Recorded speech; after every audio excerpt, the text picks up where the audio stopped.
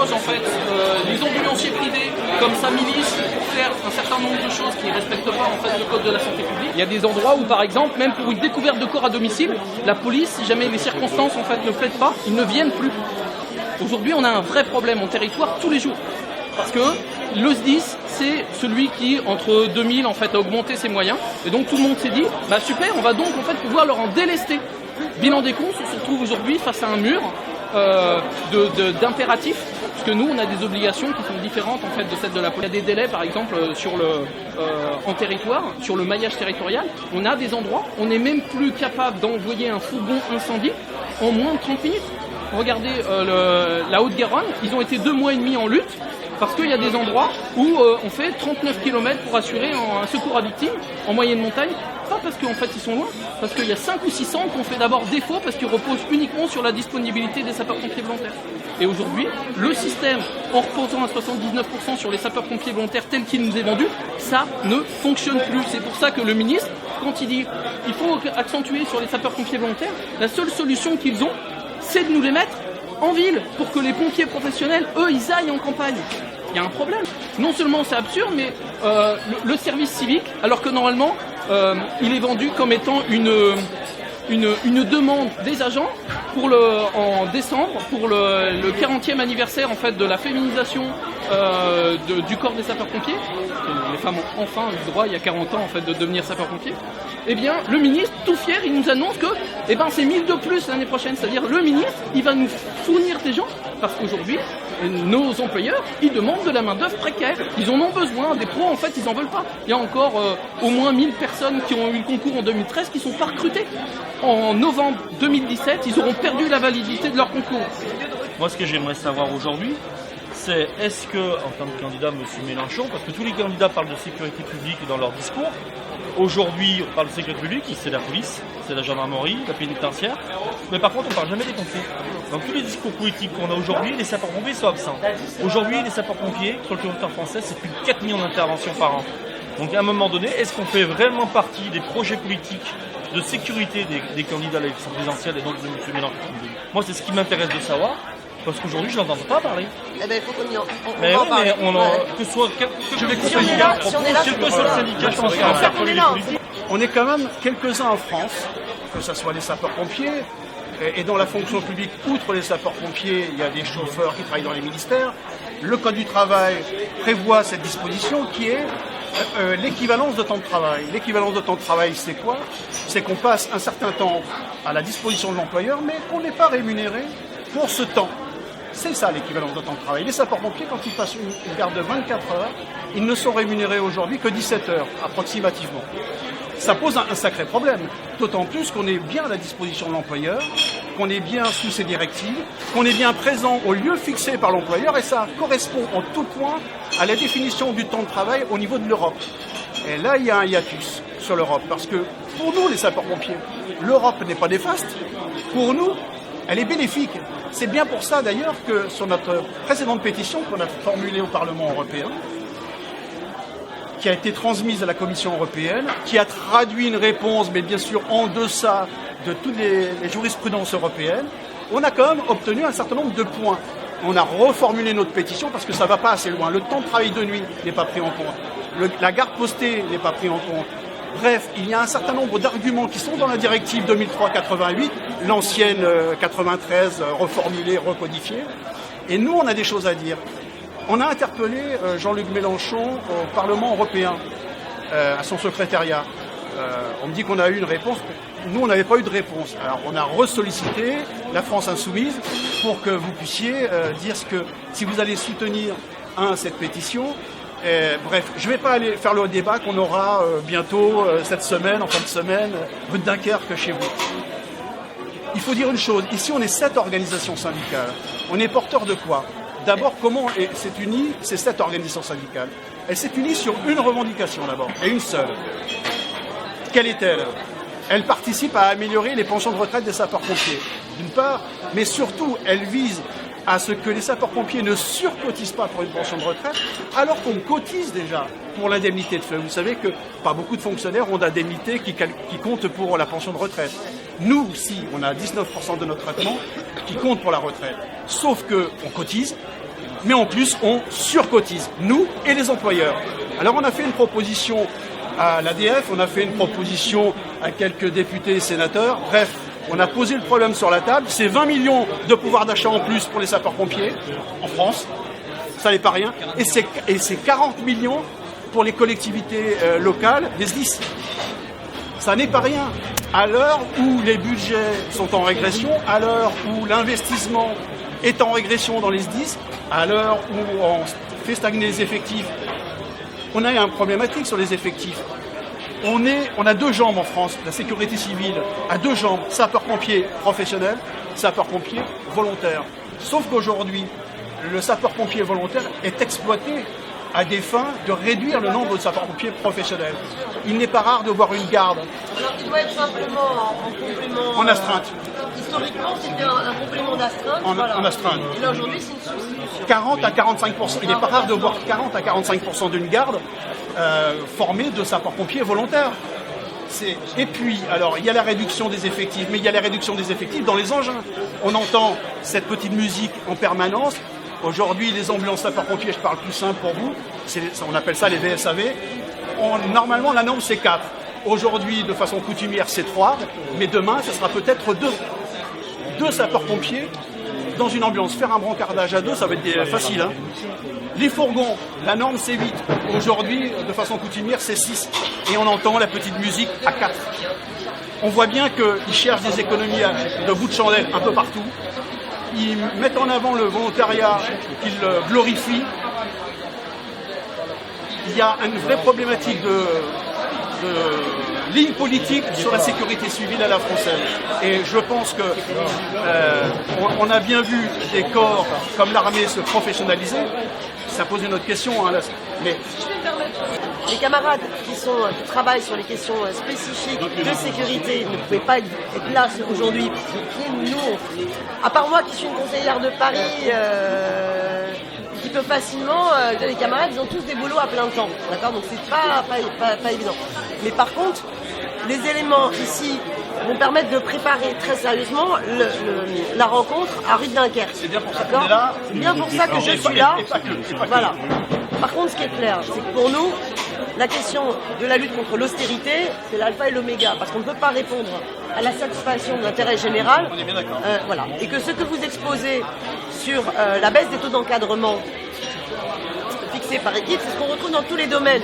C'est ce qu'on va retrouver dans le domaine hospitalier, c'est ce qu'on retrouve dans le domaine des EHPAD, c'est ce qu'on retrouve dans le domaine de la petite enfance, dans tous les domaines des services publics.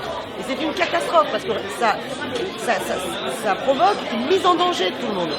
Parce que dans ce que vous exposez sur non seulement les souffrances au travail pour vous, avec les heures supplémentaires, mais en plus, comme il expliquait, je veux dire, non, il n'est plus là, un allongement des distances, des temps d'intervention, et qui met en danger la population. Donc il y a une priorité extrêmement importante qui est d'augmenter les effectifs et d'arrêter cette substitution des volontaires qui viennent remplacer les professionnels. Et une dégradation en plus de la rémunération et des conditions de travail.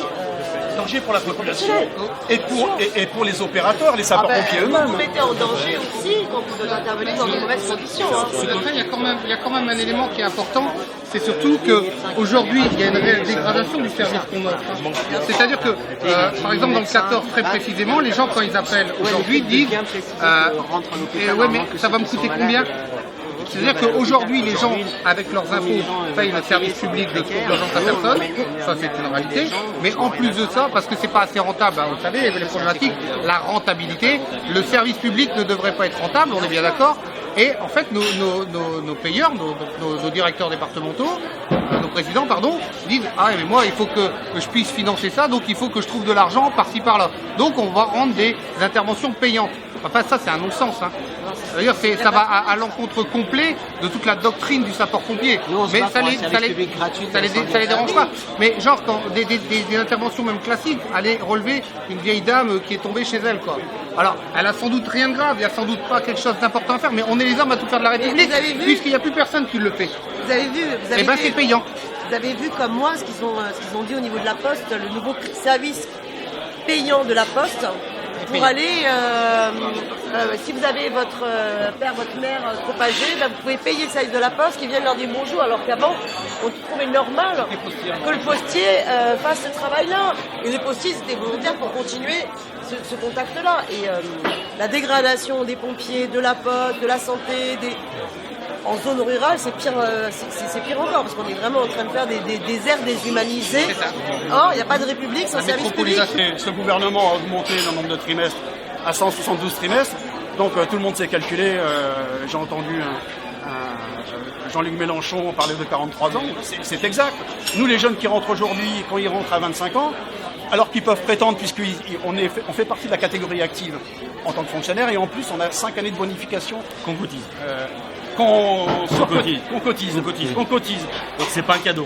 Non, ce n'est pas un cadeau. Ce n'est pas un cadeau. Mais bien, il faut quand même dire on peut avoir 5 années. Pas forcément, c'est pas une obligation. Si on a les critères définis.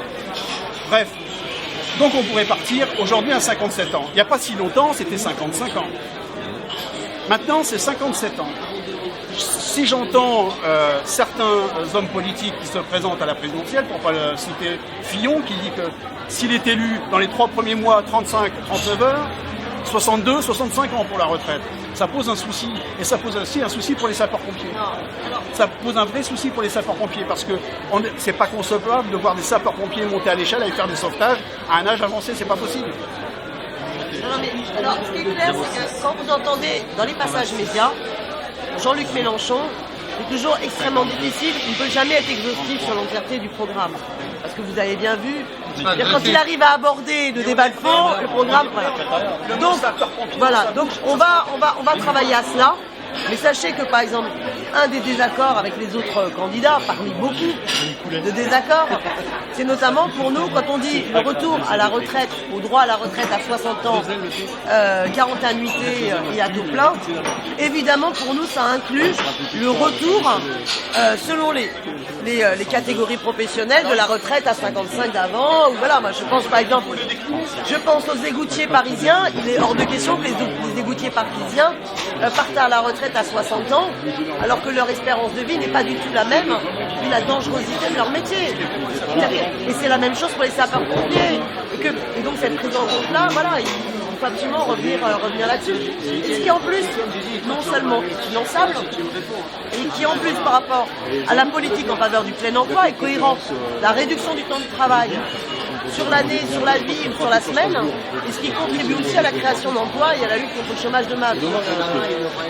Pour nous, d'un point de vue même, une logique purement économique, c'est bien plus intéressant de revenir à ces droits fondamentaux. Donc on va lui dire, Jean-Luc, les sapeurs-pompiers. Ils existent. Moi, il me semble que quand on tient le discours que vous tenez, un minimum connaître les grandes tendances en France. Il faut bien se rendre compte qu'en France, ceux qui vivent l'équivalence de temps de travail ne sont pas nombreux.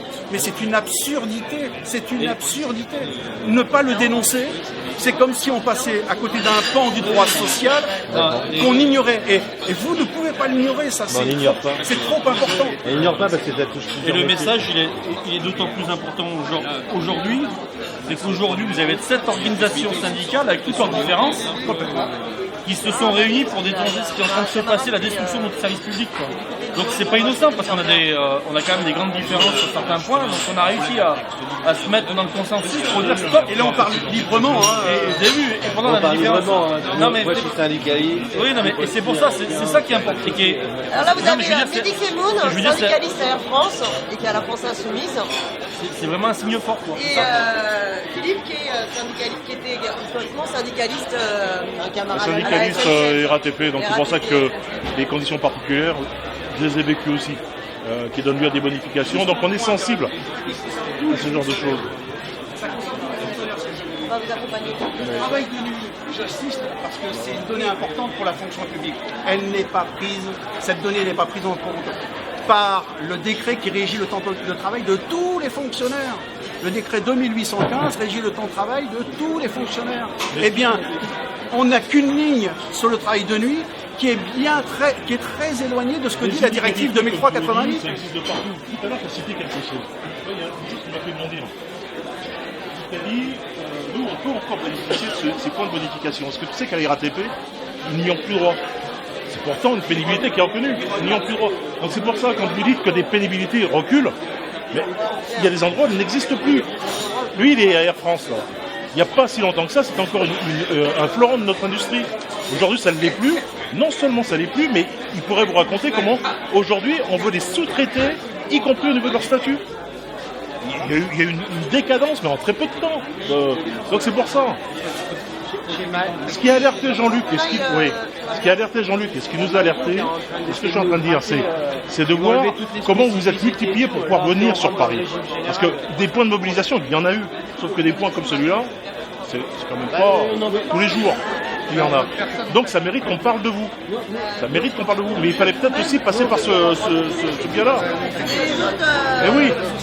Eh oui. Eh oui.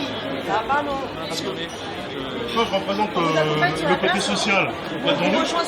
Et la misère, je la côtoie tous les jours. Hein. En France, tous les jours. C'est grave, hein. De partout. Sauf qu'aujourd'hui, les pompiers s'organisent pour pouvoir dire stop. Et ça, il faut pouvoir le mettre en avant. Et c'est ce qu'on veut pouvoir dire à Jean-Luc. Dire, ils ont les arguments. Ils le disaient déjà, c'est pas quelque chose de nouveau. Sauf qu'aujourd'hui, ils ont un statut qui se dégrade de plus en plus, en même temps que dans les territoriaux, ça se dégrade. C'est ça qu'il faut dire.